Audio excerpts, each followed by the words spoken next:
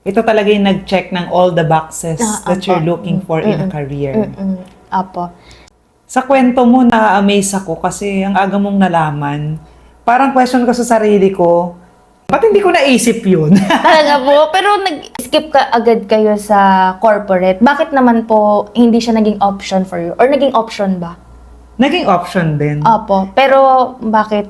Maaga din kayong na-expose eh.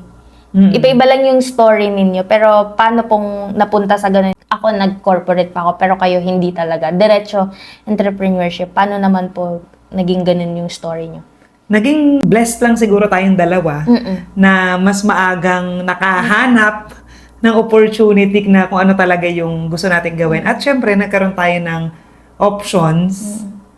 Tapos nakapag-take action. Kaya siguro mas napaaga yung success than tumagal-tagal pa choosing or seeking for the things that we want to do. Kasi yung dati naman, naging yun talaga yung top of mind na mag-work. Dream ko talaga mag-work sa multinational company. Okay. FMCG, Laguna. sa Laguna, o kaya naman sa Paranaque or sa meron Manila, din. may mga factories. Basta multinational. Tapos manufacturing dapat. Okay. Kasi parang doon natin magagamit Yung core. pinag-aralan Pareho natin. kami ng course. Oo, as industrial engineer. So doon ko makikita magta-transform yung raw materials to finished product.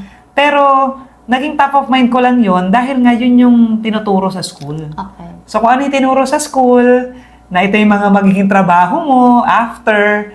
Kaya tuloy pagka-graduate, excited rin ako makahanap ng trabaho at mag-work sa multinational company, maging isang vice president ng company katulad ni Daddy. Yun rin naman yung reason kung bakit ako nag-industrial engineer kasi hindi ko alam kung ano yung gusto ko ring course nung dati.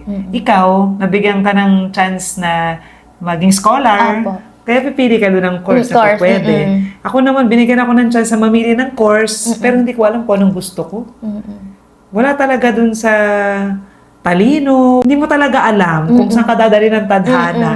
Parang na-pressure na lang ako na kailangan ko na mag-college, mag-enroll na. So, kailangan ako mamili ng course. Ginaya ko kay Daddy, ginaya ko kay Kuya, edi yun na lang yung course ko, copy-paste. Hindi ko talaga alam kung anong gusto kong gawin. Kahit na sinasabi nila mag-flight attendant kasi matangkad ako. Iniisip ko, no, sayang naman yung galing ko sa math. Kaya napunta na lang, sige na nga, mag-engineering na lang. And then usually, kung sino talaga yung mga people na madalas natin nakakasama nung mas bata, whether yung family members or mga teachers, friends, o kaya naman yung ina-idolize natin, doon natin makakopy yung gusto nating maging in the future. So, yun yung reason kung bakit ako nag-take ng engineering. Pero pagkapasok ko noon, tulad mo rin, nag-apply ako sa work.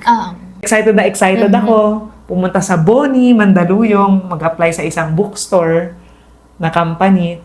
Kasi yung mga offer sa akin, nung nag-post ako sa Job Street before, malalayo.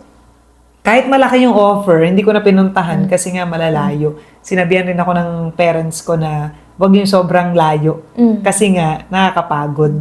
Kapag yung sa work, hindi naman masyado madali mag-commute dito sa Philippines. Dahil nagbigay ako sa sarili ko ng times, mga 2 months, feeling ko nagbabakasyon pa ako nung pagka-graduate na 5th year college.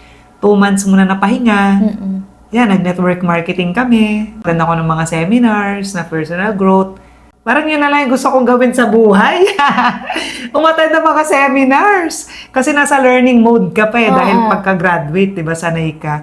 Kaya nga sabi ko, nung pagka-graduate ko, hindi ko na kaya mag-multiply ng mental math. Kailangan ko na lagi ng aking scientific calculator nung pagka-graduate. Pero nung dati, pag-train ka talaga na mag-isip lagi at mag-compute, hasang-hasa. Yun yung sabi ko na dapat ayos ako umattend ng mga seminars to grow myself. And then, nag-enjoy ako doon. Nagpaalam ako sa parents ko, especially kay Daddy dahil siya yung nagpaaral sa amin. Pagkatapos ng network marketing, hindi yun yung gusto kong gawin. Nakakilala ko naman doon yung mga friends ko, yung iba nandun pa rin. Pero hindi yun yung gusto kong gawin in life. So, ako nagsuot ng corporate attire. Hindi yung ganun na way ng industry na madalas pang gabi. Hindi yun yung gusto kong gawin. Kaya nag-real estate ako. Siyempre, walang panggabi ang real estate dahil ang tripping usually umaga hanggang 6 p.m. Ganyan. Tapos, napadpad na tayo dito sa AIA, sa insurance. For the reason na matagal kasi yung commission sa real estate, so kailangan ko magdagdag ng second income. Sabay ko silang ginawa. Tuloy-tuloy pa rin yung real estate, nagbebenta ako. Nung nagkaroon ako ng team, tinatrain ko na lang yung team para mapalakas sila at mapalaki. Tapos, nag-focus na ako doon sa team. And then, that's the time na pwede na akong mag-venture ng another field at makapag-focus na to learn something new dito sa AIA, dito sa insurance, investment, yung mga ganyan na mga learning. Habang yung isa, natutunan ko na. Subukan mo munang gawin yung industry bago mo maturo sa iba. Dito, ito na yung gusto kong gawin. Gusto ko hawak yung oras ko. Gusto ko malaki kita. Kung masipag ako, dapat malaki rin yung ibibigay. Hindi ko alam kung nakwento ko na sa'yo. 20,000 ng dream ko na first salary.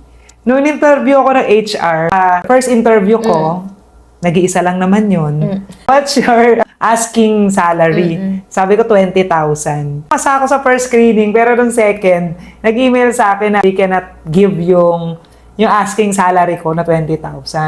Naisip ko noon kasi dahil cum laude ako, niniwala ako magaling ako.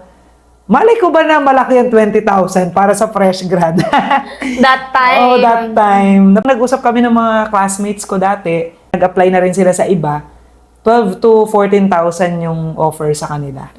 So, doon ko lang nalaman, laki pala nung hinihingi ko na 20,000. Pero yun talaga yung dream ko na. Then, nung ko naisip na, kung hindi yun yung mabibigay sa akin, hindi ako doon. Tapos, kaya siguro ako nadala sa ibang lugar, kung saan kumita ako ng 15,000 in 2 days lang na transaction. Pero hindi naman day 1, day 2. Pero 2 tao lang, naghanap ako ng OFWs who will buy mga products na vitamins kasi nasa network marketing. Tapos, naka-create siya ng 15,000. Noong ko naisip na pwede pala yung ganyan. Hindi ka agad dikita kasi depende sa efforts mo, tsaka depende rin naman kung papalarin ka agad na makapag-close ng clients. Pero kapag sinuwerte ka naman at nakapag-serve well ka at nagpursige, ma-attract mo talaga yung right client at kikita ka naman talaga dun agad. Kaya, sabi ko na, pwede pala. Yung dream ko na 20K, pwede naman pala. Hindi nga lang dun sa traditional way. Kasi kailangan ko rin gawin yung mga bagay na hindi usual na ginagawa. Kailangan kong embrace yung ginagawa ko ngayon, to love what I do. And then, wag mo nang isipin yung mga sasabihin ng ibang tao, especially mga negativities. Nagstay away muna ako dun sa mga classmates ko, sa mga teachers, sa mga prof, and other people na baka may masabing hindi magaganda sa pinili kong track. Kasi, cum laude to, tapos nagpa-flyering na lang sa SM Bacoor ng bahay. Oo. Na-try niyo yun? Na-experience ko yun. Pinagdadasal ko nun, walang makakita sa akin. Nakakilala. Oo, nakakilala. Kasi merong 1 to 3 p.m. window sa SM Bacoor dati. Pwede ka dun mag-flyering sa entrance ng mall. Ganon, nag-flyering ako dun. Nag-flyering din ako sa kanto, na malapit dun sa property. Nag-flyering rin ako sa mall. Grabe, yung mga experiences na sabi ko, kung gawin ito. Pero dahil dikit-dikit lang ako sa mga successful people, sabi nila, ito yung one way to have clients, mag-flyering. Edi sama din ako doon. Kailangan ko ibaba yung pride na ito yung tinapos ko and then do this para sa pangarap ko na maging successful din, katulad ng iba. At ma-achieve mo yun ng hawak mo nga yung oras mo, di ba? Ma-achieve mo yung dreams, income mo. Kung ito yung cost para doon,